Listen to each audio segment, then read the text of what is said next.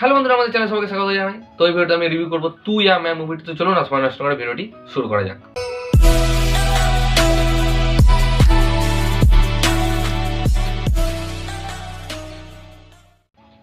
তো আবার আরেকটা সিনেমা দেখতে দেরি হয়ে গেল। হ্যাঁ, একটু ব্যস্ততার কারণে সিনেমা দেখতে দেরি হয়ে গেল। ব্যস্ততার কারণ কেন সেটা আমি পরে আরেকটা কিছু রিভিউ করব, তখন বলবো যে কেন আমার এই সিনেমাগুলো দেখতে তো দেরি হচ্ছে।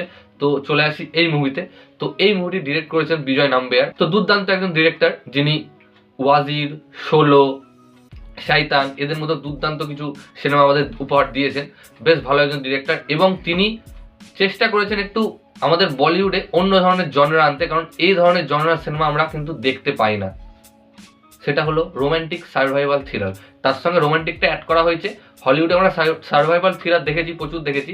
আর যখনই আমরা সার্ভাইভাল থ্রিলার মানে এই জিনিসটা আমাদের মাথায় আসে, তখনই আমাদের মাথায় একটু মানে কি বলবো, বলিউড আসে না, হলিউডটাই আসে। তো বলিউডে যে এই ধরনের কাজ, সেটা হ্যাটস অফ জানাই যে এই ধরনের কাজ তারা ট্রাই করেছে। তো এই যে মুভিটা তু ইয়া मैं, তো এই মুভিটা প্রায় 2 ঘন্টা 20 মিনিটের সিনেমা। আমার মনে হয় যে সিনেমাটা যদি আরেকটু কেটে 1 ঘন্টা 50 মিনিট কি 45 মিনিট করা হতো, তাহলে এর যে থ্রিল মুভমেন্টগুলো ছিল এগুলো আরও ভালো হতো। এখানে আমরা সানায়া কাপুরকে দেখতে পাচ্ছি, যে যাকে আমরা আঁখো কি গুস্তাখিয়া এই মুভিটা দেখতে পেয়েছিলাম, যাকে আমরা নেপোটিজম কিড মানে নেপো কিড যাকে বলি। তো একেবারে ডিজাস্টার মুভি তিনি করেছিলেন। আবার তিনি ফিরে এসেছেন, তার সাথে রয়েছেন আদার্স গৌরব। দুর্দান্ত একজন অ্যাক্টর, ইন্ডিপেন্ডেন্ট আর কি অ্যাক্টর, এক কথায় বলা যেতে পারে তিনি আউটসাইডার। তিনি উঠে এসেছেন রিসেন্টলি, তার সুপার বয়েস অফ মালেগাঁও সিনেমা আপনারা হয়তো দেখেছেন, দারুণ অ্যাক্টিং করেছেন। এছাড়াও তিনি প্রচুর ওয়েব সিরিজ এবং আরও অনেক সিনেমা করেছেন। বেশ ভালো একজন মানে অ্যাক্টর, আমার বেশ পছন্দের একজন অ্যাক্টর।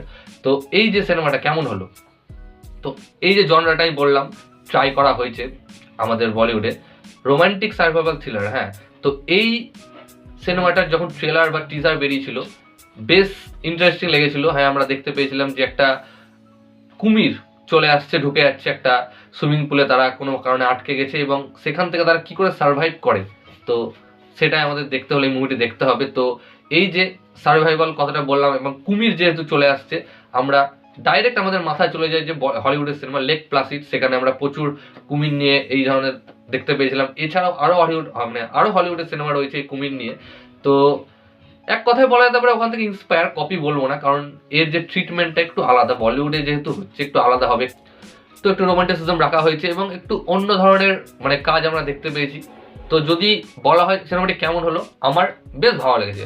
খুবই এক্সট্রাঅর্ডিনারি লাগেনি, আবার একেবারে লো সেটাও লাগেনি, ভালো লেগেছে। ভালো সিনেমা, আপনাকে ভালো লাগবে। এবং দুর্ভাগ্যবশত এই সিনেমা আমি যেটা উইকিপিডিয়াতে সার্চ করে দেখলাম, খুবই কম বাজেটের সিনেমা, 20 কোটির সিনেমা, এবং এখনো পর্যন্ত সেই ধরনের বক্স অফিস করতে পারেনি। হ্যাঁ, তবে একটা আমার কমপ্লেন রয়েছে যে এখানে যে আমরা কুমিরটাকে দেখতে পেয়েছিলাম, ক্রোকোডাইলটাকে, তার যদি সিজিআই ভিএফএক্সটা আরেকটু ভালো করা হতো তাহলে ভালো হতো। কারণ যেহেতু এই ফোকাসটা পুরো ওই ক্রিয়েচারটার উপরে করা হচ্ছে, সেই কারণে আমরা যখন বিগ স্ক্রিনে তাকে দেখছি একটু অড ফিল হচ্ছে। তো যাই হোক, সেটা যেহেতু বাজেট কম হতেই পারে, এবং একটা ট্রাই করা হচ্ছে নতুন জনরা, তো বেশ ভালো। এবং এই সিনেমার কিছু গান রয়েছে এবং কিছু র্যাপ আমি শুনতে পেয়েছি, যেগুলো বেশ ভালো, আমাকে তো ভালো লাগছিল শুনতে।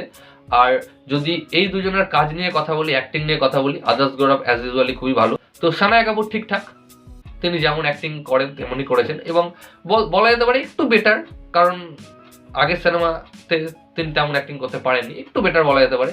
এবং বাকি যে কাজগুলো রয়েছে তেমন তাদের কোনো কাজ নেই, বাট এই যে লাস্টে যে একটু থ্রিলার মুভমেন্টটা রাখা হয়েছে, সেটা বেশ ভালো, আপনাকে মজা দেবে। তো এই ছিল ভিডিওটি ভালো লাগলে অবশ্যই ভিডিওকে লাইক, কমেন্ট, শেয়ার এবং চ্যানেলটিকে সাবস্ক্রাইব করুন, এবং আমাকে ইনস্টাগ্রামে ফলো করতে পারেন। লিঙ্ক আমি ডেসক্রিপশনে দিয়ে দেবো ভিডিওটি দেখার জন্য। থ্যাংক ইউ, ধন্যবাদ।